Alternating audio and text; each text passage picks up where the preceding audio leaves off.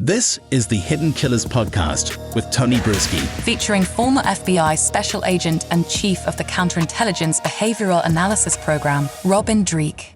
Richard Allen's attorney submitting a 136-page filing just the other week, outlining what they believe happened to the girls. And it's quite a filing, 136 pages talking about how they were ritualistically sacrificed by members of a pagan Norse religion that had a white nationalist bent on it called Odinism. Essentially, white nationalists taking over this Odinism and turning it into some sort of a race-concerned religion. They also leveled accusations against lead detectives of ignoring or intentionally suppressing evidence for many years.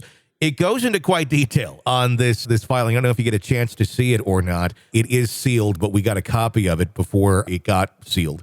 And it's kind of shocking. And there does seem to be a lot of possible connections here. It's not just a 3-page, hey, we think maybe there's a cult thing going on here. It goes into quite detail. What's your reaction to this response from the defense of Richard Allen? Yeah, well, we just got done talking about cults, and we'll keep it going. Yeah. This is a cult. This is a clear cult. It's sad, but yeah, I think it's exactly what's going on.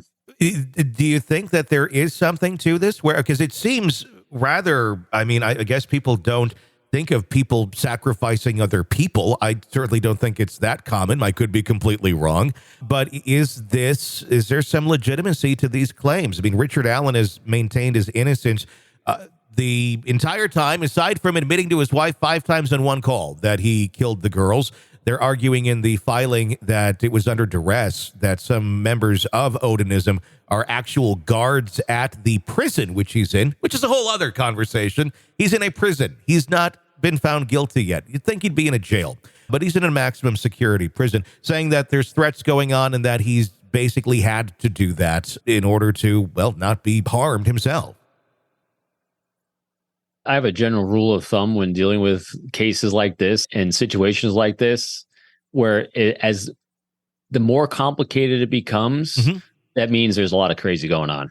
Yeah. There's no simple answer to this one. I think because this one is so complex to try to understand, it's kind of like the Lori Daybell case.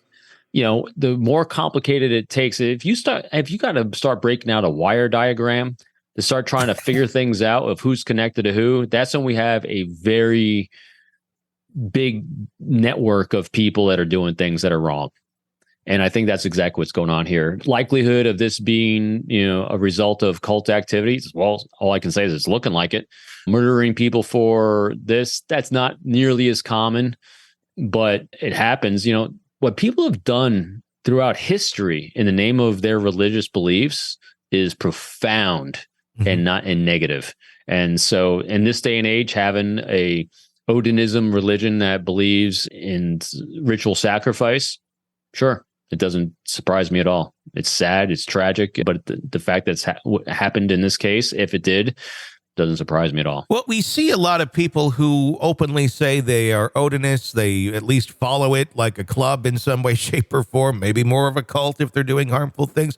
But I don't believe there's a lot of evidence of them sacrificing people, if any evidence, in modern times in situations like this. That could either mean, they just haven't been caught, or they're not really doing that sort of thing. I don't know how organized this group is either than just kind of a collective around the area, around the country. There's certain people who go, I identify more with Odinism than I do this or that. But within Odinism, there's not a lot of, sacrificing of people necessarily. Yeah, I agree. It's, again, the theme today is, the cults and which are offshoots of a religious belief system like LDS. Lori Daybell, was part of LDS, and they took it to their extreme where she saw, evilness in people that happen to also have life insurance policies that she could kill to get the life insurance policies. And so that's how she used her justification of their religion to do just that. So if Odinism is a widespread religion that people believe in, the likelihood of mass groups sacrificing people really slim to none, but are there going to be offshoots of that, which are rationalizing and justifying their actions because there's mental disorders going on? Yep. Why do you think they revealed or put this out, this 136-page document, well before the trial itself? It almost kind of outlines the whole defense, if this is the area that they're going to go down. Is it in hopes that he could be exonerated before trial if they decide to look into this sort of thing? Or is it to get the public's mind kind of wrapped around this angle that they're going with? Because it does seem very extreme. So when it is argued in court, maybe people are a little more receptive to it. Yeah, I'm on that side with you. I'm always on the side of, every time I see defense doing something, I'm always thinking that they're just trying to play juries. And I don't know this because I haven't looked at kind of cases like this, but I'm imagining it's very much like they would do during a gang trial. So if you have a couple gang members that were under the threat of duress of being kicked out of the gang / killed, unless they performed this illegal act, that under duress, they had to do it for their survival. So I think they might be going for an angle like that. With there being, and they're not named as suspects from law enforcement, but if you were just to look at the clues that are out there, there's an individual that is an Odinist, and they were looking at him kind of closely, but then said he has nothing to do with this. But he had disturbing images on his social media that eerily mimicked the crime scene. Some of the way the sticks were laid out on the bodies and such were literally on his social media shortly after the murders took place. But despite those findings, they said he's cleared. But they went after this other guy who voluntarily raised his hand when they said, "Who's been out there hiking?" Richard Allen said, "Yeah, I was out there at this time and this and that." Putting himself at a crime scene voluntarily. It doesn't necessarily seem like that would be the MO of someone who ritualistically killed two kids or just killed two kids in general off by the railroad tracks. Yeah, to your first point, what he has posted on social media that mimics what the crime scene looked like. Well, a lot of religions have traditions and methodologies for doing things that, trace back thousands of years. And so, just because that showed up, and it's not a coincidence, but that's part of the religion, doesn't mean, again, it was definitely something for law enforcement to look at. Yeah. But definitely not a smoking gun on that one.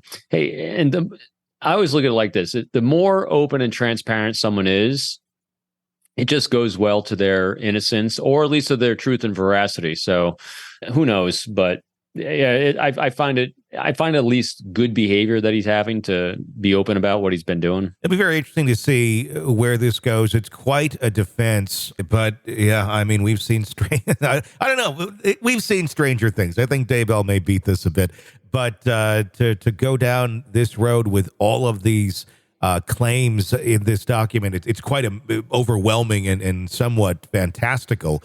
But I do wonder how much of it is legit and how much a jury will eat up or believe and accept as a possible fact here for his alibi, just considering the fantasticalness of the idea of it being a Norse cult. Tony, you hit the really key words in there, overwhelming and fantastical. So again, reverse the optic, put yourself in that jury, seat, and do that thought experiment. So if you're sitting there listening to defense, giving all these details in this fantastical, yet in a way that they're going to make it make sense to them, you're going to start seeing that the subject that they're trying to prosecute is a smaller part of a larger whole. And so when you're sitting here imagining, the person that they're defending, the person on trial is just a small cog in a massive wheel, how likely are you to then say, "Oh yeah, guilty"? See what I mean? So that's what it really goes into here, I think, is that they're trying to paint this larger picture of this victim of a system that took advantage of him. And that sows seeds of doubt, and that bodes well for their client. I would say after reading that document, it certainly, at the very least, creates quite a bit of reasonable doubt on Richard Allen's guilt. What a legal system. You're consuming the Hidden Killers podcast. Want more? Start binging on all of our true crime podcasts right now through Apple Podcasts and get an ad-free experience when you sign up to be a True Crime Today Premium Plus member exclusively on Apple Podcasts. More of the Hidden Killers podcast dropping soon. Press subscribe now.